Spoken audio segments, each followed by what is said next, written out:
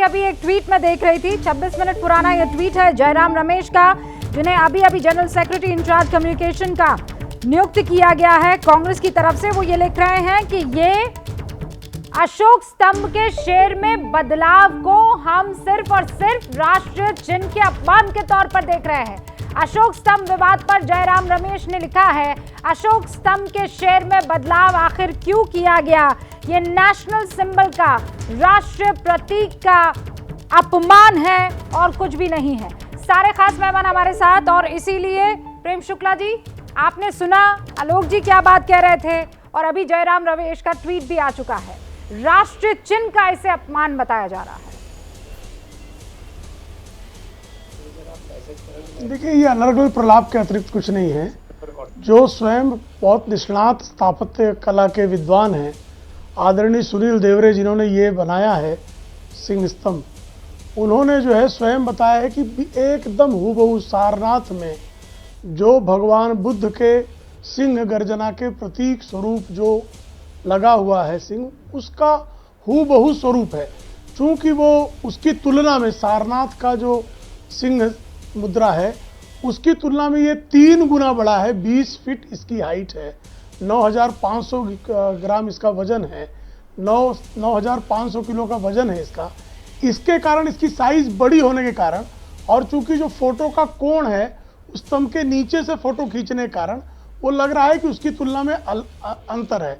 लेकिन स्वयं श्री सुनील देवरे ने बताया है कि ये पूरा जो है, इसमें किसी प्रकार का कोई परिवर्तन नहीं है। तो अनावश्यक जिनको जो है विवाद खड़ा करना है, जिनके पास मुद्दे नहीं हैं, वो अनायास इस मामले को तूल देने का प्रयास करें। जो पहले तो कह रहे थे कि संसद के नए भवन के निर्माण की आवश्यकता ही क्या है, इसको जो है अपव्यय कहा जा रहा था कि संसद के निर्माण को। अब संसद के निर्माण में वहां जिस तरह से सिंह की मुद्रा लगी, तो उसके ऊपर अब आपत्ति ली जा रही है। कालांतर में वो और भी जितनी उनकी आपत्तियां होंगी लेते रहेंगे। जिनको कोई जो है उनके पास सरकार के विरोध में प्रस्तुत करने के लिए कोई मुद्दे नहीं है, ऐसे में मुद्दा विहीनता के नाते इस तरह के मुद्दे वो उठा रहे हैं। और सुनील देवरे से ज्यादा क्या जयराम रमेश मूर्तिकला के जानकार हैं? आलोक शर्मा ज्यादा जानकार हैं? क्या श्रीमती सोनिया गांधी मूर्तिकला की निष्णात हो गई है? कांग्रेस का कोई नेता मूर्तिकला का निष्णात नहीं है।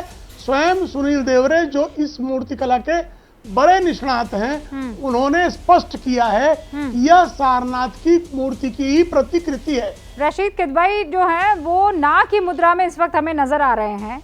रशीद साहब, आपने सुना प्रेम शुक्ला जी कह रहे हैं कि कोई और क्या जानेगा। खुद देवड़ा साहब ने कह दिया है कि ये हूबहू वही है, बस चूंकि आकृति जो है बड़ी है इसीलिए आपको वो दिख रहा है। जैसी जिसकी इच्छा वैसे उस शेर को देख रहा है।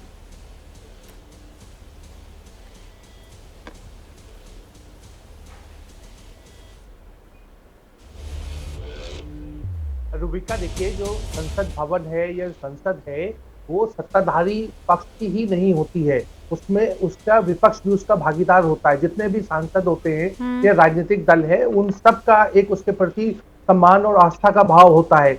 यदि कोई अगर आकृति में देखिए, उसका पूरा एक हिस्टोरिकल पर्सपेक्टिव है, एक बैकग्राउंड है, और जब उसको चुना गया उसके पीछे की एक सोच थी कि भारत एक शक्तिशाली देश है लेकिन एक शांतिप्रिय देश है।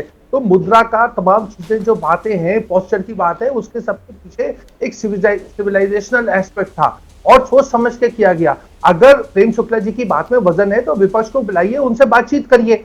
मनमानी क्यों की जाती है? मैं देख रहा हूँ सेंट्रल विस्टा प्रोजेक्ट जब से शुरू हुआ है, देखिए किसी को आपत्ति नहीं है कि नया संसद भवन बने, लेकिन कहते हैं कि संसद भवन में और ज्यादा सांसद की आवश्यकता है। अरे आप और ज्यादा सांसद नहीं ला सकते, उसके लिए आपको state reorganisation commission delimitation exercise करनी होगी। रुबिका जी, आप जानती हैं कि जनसंख्या का मापदंड होता है जो एक जो विधानसभा या एक लोकसभा का एक क्षेत्र होता है। क्या हम जो है दक्षिण भारत और दूसरे राज्य हैं उनको हम एक तरीके से सजा देंगे और उत्तर भारत या जहां पॉपुलेशन पे निरंतर नहीं है? तो इस तरह हजारों मुद्दे हैं, उन मुद्दों के ऊपर ध्यान देना चाहिए। क्या वजह है कि सरकार सिर्फ अपनी हठधर्मी दिखाती है? क्या वजह है कि अब विपक्ष को नहीं बुलाया गया?